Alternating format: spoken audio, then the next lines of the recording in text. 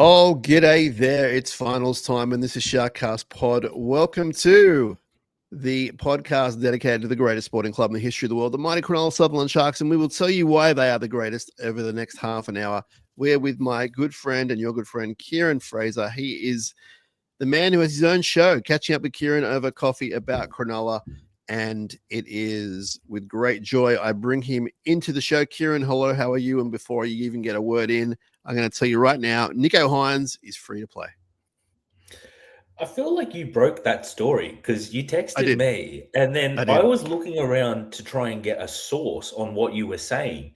I And broke then it, like 6 minutes later, Riccio posted it. So you beat mate. Dave on that Come on. story. Now, when it comes to Nicho Hynes and stories, I'm 2-0 against Dave. He's got probably more Nichos against me. Anyway, I'm just razzing Dave.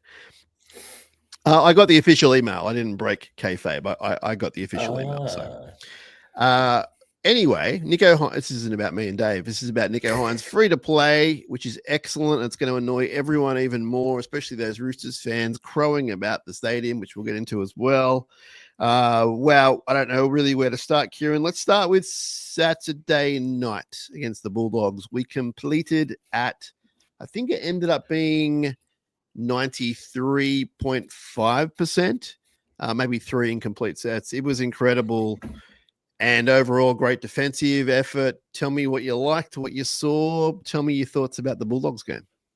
It was so great to see because that's the way that we were thinking they were going to play all year. And they were going to flood the middle with these big bodies and they were going to be super aggressive. And if you go back and watch the game, and I watched the replay on Sunday, the Bulldogs weren't bad. The Bulldogs were up for the fight, and the Bulldogs put in. And the game probably wasn't as far apart as what it seemed. But where it broke down for the Bulldogs was our physicality was relentless. And when our bench came on, our size just overtook what they could do. And like, if you go back and look at some of those set for sets that we were doing, right? And, people were saying, oh, we're not getting great kick meters and all that type of stuff. It didn't matter because our back five were getting us out of trouble. And I heard them say that was the first time all season our back five has played a game together. So that's pretty amazing in itself. But you actually saw, Katoa, Kennedy, Ramey, and Iro, who was outstanding, Ronnie, just getting absolutely belted. Like, Katoa would have been so sore on Sunday. I can't believe some of the shots he got. Like that one from kick out on that kick return was unbelievable. But just to see our bench coming through the way it did, Fox Sports was talking about it quite heavily, but that was a real highlight for me. And also, I thought Burns in attack was really good. He's all elbows and knees. He's really awkward to tackle. He's very aggressive, but just dragging them back every hit up. It was great to watch. Yeah, it was great to watch. It was relentless. And it even got me thinking about the Nicho Hynes incident. Like the fact that he was that invested in that, caring to make a tackle in the 78th minute or whatever it was. Like it shows they were on for the whole game. One try against us, it was from a turnover or kick turnover, whatever it was. And really defensively, I don't think we're talking enough about this team. And I can tell you, I've been doing a bit of research, and over the past, I think it's 8 games, whatever the sort of great streak is we're on, or so to speak, 7 of 8 games, we're the best defensive team in that time, as in fewest points, fewest tries, etc. So defensively, they've really hit a great spot. Well, it kind of has felt, and I spoke to you about this during the week, like the Sharks have been waiting for September all season. And there was just like a lot of frustration, a lot of things that weren't just right. But Fitz was like, this is the core group that I've got. And that game builds belief to go out there and to physically dominate the way that they did. They were talking after the game, like if the Sharks play like this against the Roosters and we see this again next week, they're a legitimate chance in this finals. And I've been pretty down on them this season. But again, when I saw them play like that, that's the expectation that I have that they can put in every week. And it was unbelievable. And I think, the Nicho try where Nicho's put the kick up and, they ran and score, 80-meter try, whatever. Go back and watch that. There is 5. I thought it was 5. It was actually ended up being 8 Sharks in the photo chasing him down and not one other Bulldog. Now, you know what's super annoying about that, Kieran, is imagine if Kale does his hamstring. But then it's like, well, what am I going to be mad at you for trying to stop a try? You know what I mean? It's all these circumstances. Oh, I get it. But also, too, what if Teague actually taps that ball back? There was 3 unmarked Sharks players there too, right? So I've seen a Good lot of point. people get upset about the kick. But when you actually No. look at the fact that Teague got his hands on the ball, and then we had 3 guys on the outside, and then you look at the reaction and how much that meant to those players, that was the first time this season that I've seen them put in an effort like that, where it made me actually believe. And that chase especially, there was not one other Bulldogs player in the frame. Like, if one of the guys got him, I don't know how he would have played the ball, because they were all watching him back there. And it was a guy like Billy Burns too, was like the 3rd guy there, and Kale almost got him too. So look, there was a couple of really good signs there outside the scoreline that I liked in that performance. And it's going to be interesting to see what the bench looks like this week, because you've got Nikora coming back, you got Trindle. You know, there's a lot of moving parts there. Yeah, we'll find that out on Tuesday afternoon. But you're right, some great signs there, and it really got me thinking, Kieran, about the full team that Fitzgibbon named last week against the Bulldogs. I was very much against playing your superstars in a game that meant nothing. It didn't mean anything, to be fair to Fitzy and the coaching staff. It didn't mean anything until Melbourne lost on the Thursday night. So the most changes you could really make, if you really thought about it, was 4 or 5 off the bench, because you'd named your full squad. Now, at that point, you could still rest 4 or 5 key guys. You could rest your hooker, your halfback, your front rower, etc. And he didn't. And then they played a really physical game, a finals-like game in front of 30,000 Dogs fans, and it was the perfect introduction to finals footy. And they passed with flying colours, like near perfect, I would say, without being too dramatic. They were near perfect in so many different ways. Then the Hines things happened, and we're like, and RCB and a whole bunch of people are rightfully saying to me, should have rested guys. And I'm like, well, no, I can't agree with that because of what I saw out there on the field. But I respect people saying that. In the end, it's not going to matter, barring any late injury that we don't know about, because Hines is free to play. So we've passed it, and thankfully we're going to be great. And what the back of that is, Kieran, is we had an amazing hit out. Imagine if we were like Canberra and had 60 put on us, or whatever it was yesterday. Now, I'm not saying that's going to affect them going into the Brisbane game, but on the flip side, what's it done for us? It's proven we can play on the big stage, complete at 93%, concede 1 try from a kick. Like, it's proven all these things. For me, that game was so important to us that the idea of resting players was absolutely off the table. We needed to make a statement to create some sort of belief, because yes, we've beaten the Titans and, you know, all these other teams in this last 7-8 week block, but to come up against a team that's above you on the ladder, and you can say what you want about the dog season and all that type of stuff, but to come up against a team that everybody's rating. And I'm in a tipping comp, right? I'm in my gym's tipping comp. Nobody else in the top 10 tipped the Sharks. Everyone went the Bulldogs. Everyone was saying the Bulldogs are going to get this game, and it doesn't mean anything to any teams.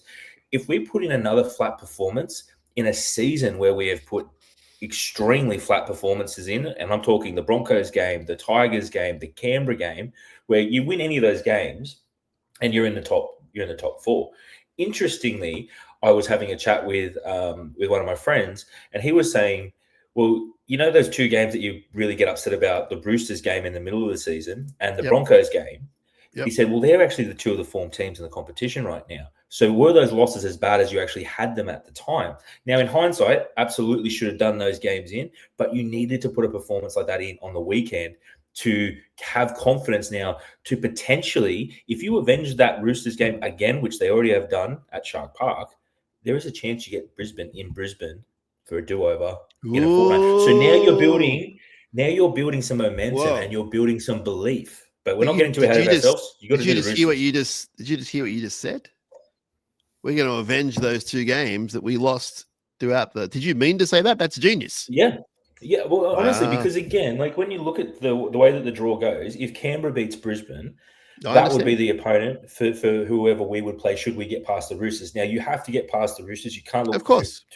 But if you're building a narrative, if you're Fitzy, and if you're saying to these guys, like, you know, and I feel like he put it to the players on the weekend, because that was the first time this season where I have actually seen that level of commitment from these guys, because there have been so many flat performances this year, Sam, that have driven me absolutely bonkers.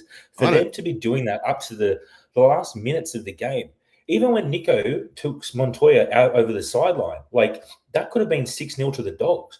The Dogs played well. Yes. Yes. And the Sharks just went to a different level. So now I'm not suggesting that the build up and the preparation was anything vastly different to the other weeks, because I can't judge it on that. But what I can tell you is that last week against the Dogs, that, you know, people weren't sleeping, people were working overtime, and there was a camp and the whole thing. They didn't take the game lightly, is my point. And that was the result. And I had to see it for my own eyes. And then it, you know, I'm not the smartest dude in the world, you know, that Kieran. I had to see it visually for it to click and go, this actually does mean something. Because all week I was like, no, doesn't mean a thing. But actually, it meant a lot. I was the complete opposite. To me, that was not like a grand final, but to me, if they'd gone out there and put in a flat performance against the Bulldogs, or if it was like an 18-4 loss or something like that, I would have been absolutely dragging my feet to the game on Saturday going, what's the point? We're making up the numbers, right? Now, over the weekend, you've had injuries to the Storm on key players. You've had injuries to the Bulldogs. You don't know what's going to happen. And if they put in another performance, and this is the challenge on the Sharks, because putting together two of those performances has been the knock on us this season. But if they do that again, and you go into week 2 of the finals after 2 strong performances, you're in the top tier of form across the teams that are left, right? So for me, that was such an important game. And, you know, I had a huge expectation on that game. And this is the first time in a long time that the Sharks haven't let me down. So you can hear it in my voice. I'm very excited.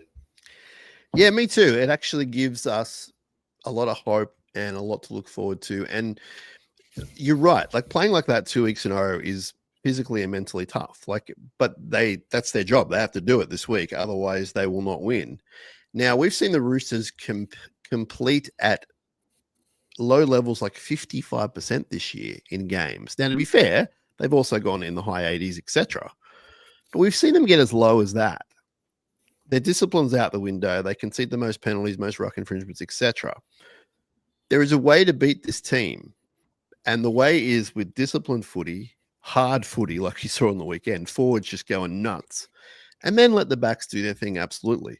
But they can't do that unless the forwards are doing their thing and holding the ball.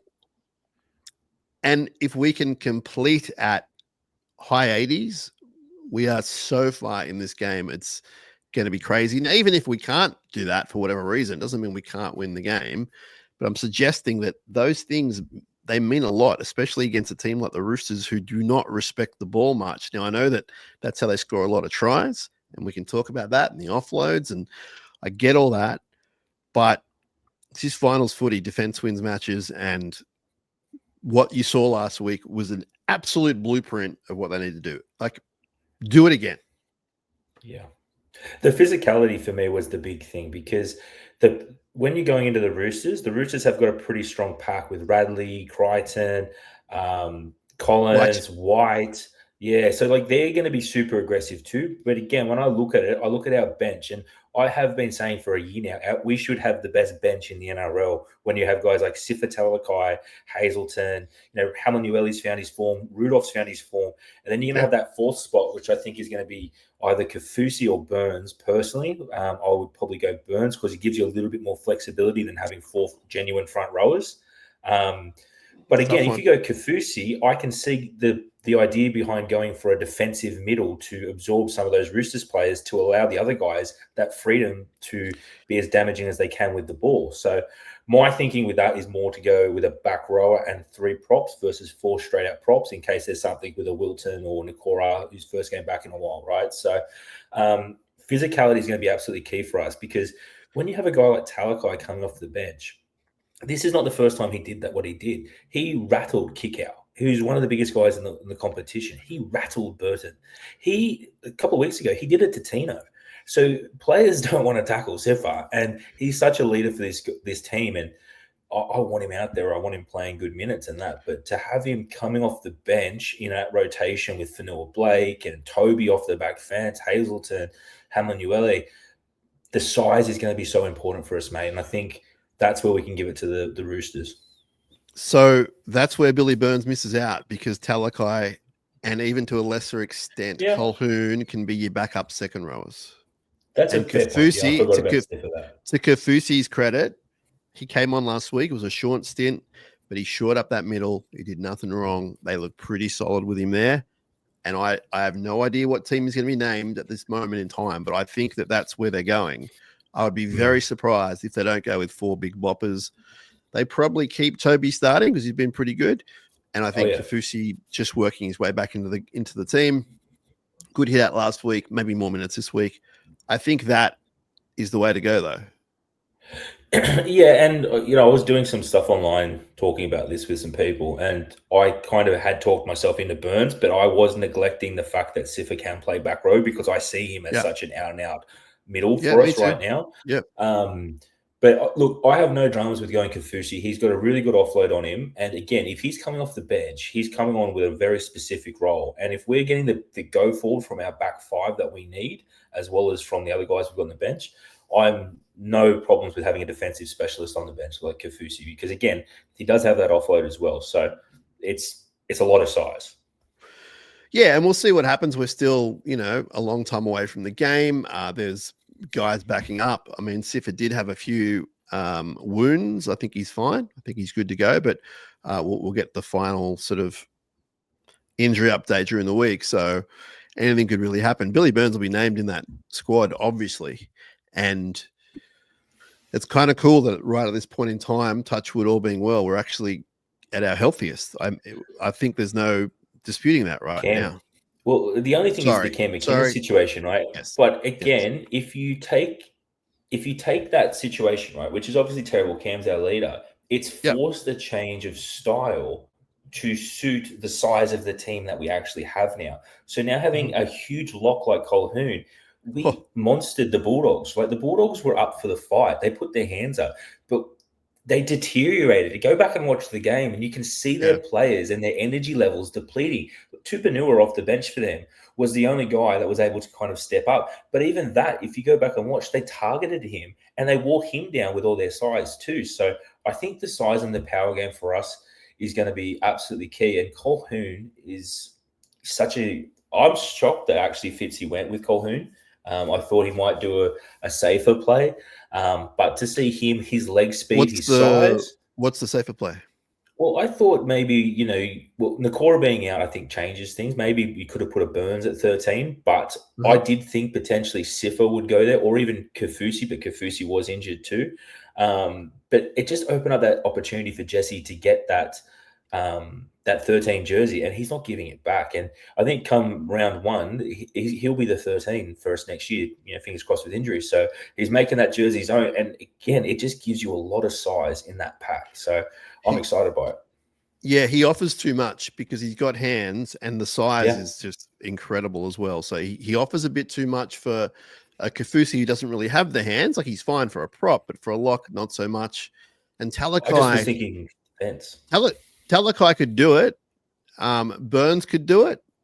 But yeah, with Burns, you don't have the size that Colquhoun has, etc. So a lot of pros there. But yeah, so far so good with him. And even then, he's versatile enough to play prop, obviously, and potentially edge. Although I'm not a huge, I wouldn't put him on the edge, Colquhoun, unless we had to. But he could still do a job for you. So there's a lot of versatility there still, which is awesome. We're going to Shark Stadium on Saturday, Kieran. You and I have secured our tickets, thankfully enough, which is awesome. And hopefully all of our listeners got what they needed, got what they wanted. It was a bit of an effort, but that's what we know. We know the situation. We had an article this morning dropped by our very own Buzz Rothfield, who's, Sharks fan, and he's down the line a colleague of mine, and he kind of went down the Neil Breen way without being as disrespectful. I'm told there's a little bit of perhaps politics behind why he did it, but I don't know if that's Absolutely. true or not. I think you think there is too, so I'm glad I'm not the only one thinking that. But we don't need to touch too much on that. You can go read it for yourself. You haven't not read it before for the past 8 years or whatever it is. So what I do want to talk about is, Kieran, we've made 12 out of the last 14 final series. We are an elite club. Our players get off at the judiciary. We don't even have to turn up and they get downgrades. So, big clubs get the big calls. But I have a lot of friends who are Dragons fans like you do, mate. And they've made the finals, I think, like once in the last sort of decade or so, right? So it is frustrating that we've been so close. But again, like for a club with the resources that we have to be consistently up there. And the one year we missed the finals, we parted ways with Bomber, and I think we will finish, ninth or something like that? Yeah. And then if you go back even further, it's probably back to like 2010 or 2011. And we only the other one is just the other. Yes, that was the other one that's in that list. So even if you don't include 2011, it's 2 of 14. So an amazing record. And, I know people are like, well, we got to make the most of that. I agree. No one else is going to agree with you more than I do. But you know what? You've also got to be there to win it. And every year there's 8 teams, 9 teams now who aren't there. So going pretty good. All grades were in the finals. Flegg get the week off, so they go, I believe, to a prelim. The women's will compete in the finals. Not sure where they're going to finish. They had a pretty disappointing loss last week, and the Jets were knocked out last week. So all 4 teams there that we're talking about, pretty good season so far. And we're only one bad game away from being out in the NRL, unfortunately, because that's where we landed. But also we're one good game away from progressing to either Canberra or Brisbane, but one game at a time. Roosters. What scares you about the Roosters? Is it Marky Mark and Tedesco? Like, what scares you about them? Well, I've seen a lot of the chat online has been about Katoa versus Tupu in the air. And, sure. To be fair, he always does seem to jag a try on us. Mark is in unbelievable form out wide as well. So, that's going to be good. But again, I look at our strengths and think we should be okay. Teddy's in great form, though, and Sam Walker has unpredictability, right? So I think it's going to really come down to how we play versus what they do, because if it's interesting because there's a step up, I think, for the Roosters versus what we just played against the Bulldogs, even though the ladder doesn't show it like that. And there's been a lot of changes this year of form teams in and out. But if you dig a little bit into the Roosters, in their last few performances, they beat South, which was a New South Wales Cup standard side because they had a lot of injuries. They beat the Storm, who had a couple of players rested, and Harry Grant wasn't playing. Then the week before that, they lost to Para. So it's not as crazy as it seems, but their key players are playing very well. So I think that's going to be the real issue for us, is just shutting down those key guys and making sure that if we play that style of football that we played on Friday, I will back this Sharks team against anyone in the competition, even the Raiders, the Storm, Panthers. If they play like that, they win that game against any team of most eras. Like, they were near perfect. I'm not even kidding. They were near perfect. And it wasn't like they were near perfect and won by 2 points. They won convincingly. So again, to get in that position is going to be hard, especially because the Roosters, you would think they are in better form than what the Bulldogs are. But I like where we're coming from. We've lost 1 game in 8 weeks against the Dragons, which was not great, but that's in the past. And it shows that I think it shows that the players do listen to the coaching staff. They do respect them. And we got a pretty good unit here. And the thing I love about Nico not going to the judiciary to fight it out is that he avoids that big spotlight, which we know he hates. Like, can you imagine all those cameras in his face tomorrow night? And then imagine if he was found guilty, well, then whatever. But if he got off, but all that stress, and he's only had a couple of nights of stress, he's free to go. He's ready to rock. Amazing. I believe our officials were very determined to get this happening like in the way that it happened. And the big change was the fact that old mate wasn't injured anywhere near as bad as what was thought, which is awesome. Good for him and great for Nico. And the fact they based a lot of it on the injury, which is just a weird thing in itself, but I understand it, that it was just a great result. But it was, I'm led to believe it was pushed by some of our officials, and they were on top of everything from the word go.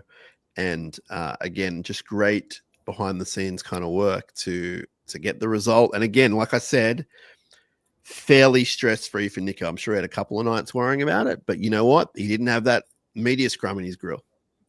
Well, I was thinking about this last night. I was like, I hope the Sharks try and get the hearing done tonight, because I just thought the 2 days of waiting around, the head noise, the media, like NRL 360, blah, blah, blah. Now it's still going to be talked about nonstop, but Nico's moved on. Like, he won't care about that now, right? And Montoya being not so bad is also good. I did hear some people saying they saw him walking around Caringbah yesterday with a moon boot on. So again, he's got the moon boot on, but he's still able to walk. So he's not there in hospital or anything like that. But it's unbelievable the work that they did to get that done in the middle of the morning on a Monday, just so everybody moves on. And I'm sure that was the line of talk that they had with the NRL. It's like, well, this is our case. Why are we going to stretch this out for 2 days and take away from your final series with one of your highest profile players? Because the reaction in the media was already getting pretty fired up. Like, I saw Woods and Bowie Ryan were going off about it this morning. Jimmy Graham. Yeah. Let's not leave out the heroes of the media. And for once, I'm not being smart, and I will look to our very own great man Dave Riccio and other people. And he's only reporting on the truth. And he was like, well, this is what Matt John said. And he made a story out of it. And then a lot of, as you said, a lot of other people got behind it. And when enough former players say the one thing, it starts to sort of steamroll. And the NRL does hear about that kind of thing. A lone article here or there, a lone podcast here or there, no. But once it got rolling, and then we all kind of took a breath and went, you know what? The fans agree. The former players agree. Let's get something happening. I thought it was just the perfect result. Riccio did a great job in posting up the Kafusi grade 2 on Instagram and things like that, and comparing it, saying this is getting the same level of charge as Nico's, right? And the Kafusi one resulted in a broken leg for the the other player. So again, like, just highlighting those sort of examples, getting those into the discussions, because I totally forgot about the Kafusi one from earlier in the year. And there were so many examples that people were bringing up of ones that didn't get charged, but you can't use them because they're not a point of reference, right? So to actually find some grade 2s and to compare it, it was completely different. And also too, like, it was bad technique from Nico, but it was the knee going into the back of the leg. Like, it wasn't like his body weight. So there's a lot of things that were going in his favor for that one. But when you sent me that text saying you'll be watching Nico on Saturday, then you went dark on me for like 10 minutes, and I'm going, what's going on here? I couldn't believe it. So it's great news. That wasn't on purpose. I tend to sort of go a bit like that. You tell me news, and then you just disappear. It's You'll my be style like, without meaning to. Brady's re-signing for blah, blah, blah. And then I'll be like, what? What's happening? And then I don't hear from you for another 2 days. Then I'll see it in the newspaper. Yeah, that's not on purpose. I got a lot of things on the fly here, my friend. Now, it's going to be exciting. Saturday, 7:50 p.m. If you can get a ticket, please head on down. Wear your colours. Get nice and loud, because there's going to be a number of chooks in the crowd. We've seen that a few years ago, and they certainly have their voices at the moment. So we want to drown those guys out. I know the Shark Cage will be going nuts, and we encourage everyone just to, if you're able to, get your voice going and especially your colours, and get down there in time to create a good atmosphere. And on that note, Kieran, I know you're not anywhere close to confirm, but we are going to try and have a bit of a meet up at the Herring before. It won't be right before, because I want to get there and experience the atmosphere and the vibe. And I'm not sure if there's another game on or not at the moment. I don't think there will be, but just stick with us, and we'll confirm that stuff later in the week. We're going to do a bunch of pods for you, but stick with us. And if we can, we're going to organize a bit of a meet up at the Herring, and just, if you don't drink, that's not a problem, because they have non-alcoholic food drink there. They have food there, and I'm thinking pretty early, so we can then get to the game in a reasonable amount of time to enjoy the atmosphere. So stay tuned, and hopefully we can do that and meet up with a bunch of you guys and girls and talk all things black, white, and blue. We did it last time, I remember, and my friend Wally from Fox, who's a big rooster, the biggest rooster of them all, he came along. That was a lot of fun, and Cleve was there. So it doesn't take too many to have a party. That's a good thing about this life that we live. So stay tuned. I've already said too much about that. Kieran, what else you got for us before we let you go? So I did want to talk about this. So I think I saw an omen for this month of September. So yesterday was Father's Day. My family took me down to Oak Park down in Cronulla. There's a surf break there called Shoes. And I'm just there watching the Sand shoes dolphins. or shoes? Sand shoes or shoes? Sand shoes. So I'm watching the dolphins and they're eating fish and, all the surfers are watching it. I'm like, oh, this is cool. All of a sudden the dolphins start going out to sea. And I'm thinking, that's a little bit weird. And then what do I see? 2 sharks. And they start eating all the fish. And they were very close to shore into the rock pool there. And all the surfers got out. But I've grown up my whole life around the beaches. I've never seen a shark. It was the number one thing on my bucket list to see a shark in the ocean, preferably from land, not being in the water with the shark. So to see a shark, I don't know if it was a white shark. I don't know if it was a bull shark. I don't know what it was. But it was massive. I think it's a sign, Sam. We're going to be undefeated for the rest of the year. It's happening. So my bucket list was to meet Springsteen and see the Sharks win a comp. Yours was to see a shark in real life. Yeah. Well, that was the top of my bucket list. So I wanted to do the dive, which I know RCB has done down in Adelaide. You can go in cages. Really? I signed up to do a cageless dive in Hawaii. But those are kind of manufactured experiences. You're going to see a shark, or you try to see one. But before you say any more, we are certainly not making light of what happened on the weekend to the unfortunate gentleman in DY. No, we're all good. I'm just making sure so no one knows any negativity here. We send our love and respect to his family because it was horrific. You're talking about something else. You're talking about just the sighting of a shark. And that is exciting. I get it. What was the protocol? Was everyone like, out, get out?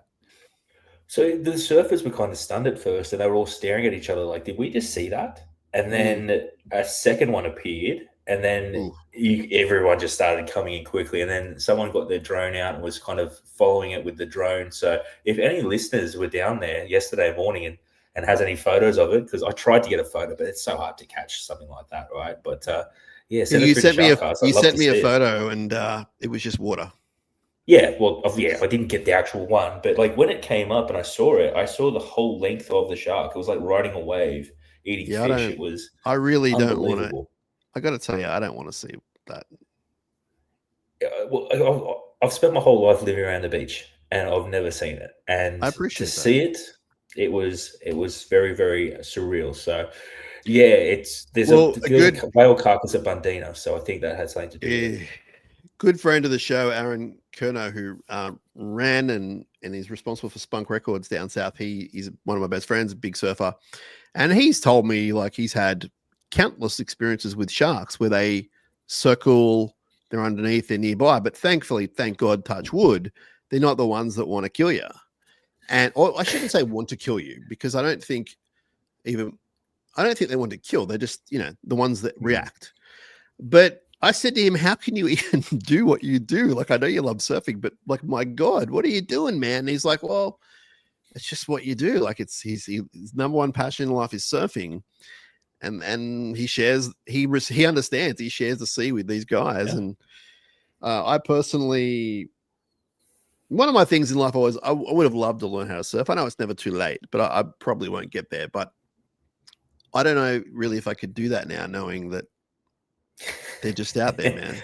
Like it's not a good, because we go down to that part of Cronulla all the time. Like that's like our family spot where we like to go, right? So I will be staying in the rock pool from now on, because but even the rock pool on Sunday actually had a Port Jackson shark in it too. So people had to fish it out and get it out of there. Oh man, the poor fellow that passed away, like obviously the worst way to go, and just he was helping people. The whole thing, just the saddest story. But it is that reminder that they're there, and it doesn't always go the way it does for my friend Aaron. Thank good. Unfortunately, touch wood for him, but just horrible stuff. I see the beauty. I see what you see, but it's just it's like if you lived in Africa and you saw a lion, right? Like Yeah, I'm sure a lot of people that live in Africa don't see lions that often. Well, it's like people thinking that we've seen kangaroos all the time. Like, I mean, I grew up on the Central Coast, so I rode one to school, but outside of that, like, you just don't see them very often. Oh boy. Well, hopefully it's an omen for the team. I So. agree with you, and it's gonna be fun on Saturday night. I know that. I mean, you and we've experienced a Roosters loss at Shark Park in the finals recently-ish, so we know to prepare for the worst. But we've also the walk home is the worst. We've also had the fun of the Cowboys last year too. We became international TV stars, you and I and Dave. So we're going for that feeling for sure. So the great thing is they're coming off a great win, and we literally can't ask for anything more than what they've done in the past week, let alone the past couple of months. They've been pretty good all around. I know people want bigger wins and all that sort of stuff, but as I said, look at their defense record. They're really firing well. So go out there, play the best you can, and I think we'll get the result we want to see, Kieran. Thank you for your time. I know you don't have any. Thanks to all of our listeners. We're going to have more episodes throughout the week. Stay tuned, subscribe, like, etc., and you won't miss an episode. This is SharkCast Pod. Catch you up with Kieran over coffee about Cronulla. I do have an empty coffee cup from the great Mr. I got a Coke Paisley's Zero. here. So we're not sponsoring Coke till they give us money, but we are sponsoring Mr. Paisley's. Although Ben Harlem, family of the show, really, he wouldn't exist without Coke Zero. So we are thankful to them for that. Kieran, speak to you soon, my man. Can't wait for Saturday night. The joint will be rocking. So we will speak to you all on the next episode. Get down to Hairy Man as well. We'll let you know about that, though. We all need to confirm, but that's the plan. We need to plan. We need to plan. We need to plan. But especially if people are psyched for that, let us know, and we'll completely make it happen. If you're sort of like indifferent, we'll still try and make it happen anyway. Up Cronulla. Let's go. It's finals time. I cannot wait. Let's go.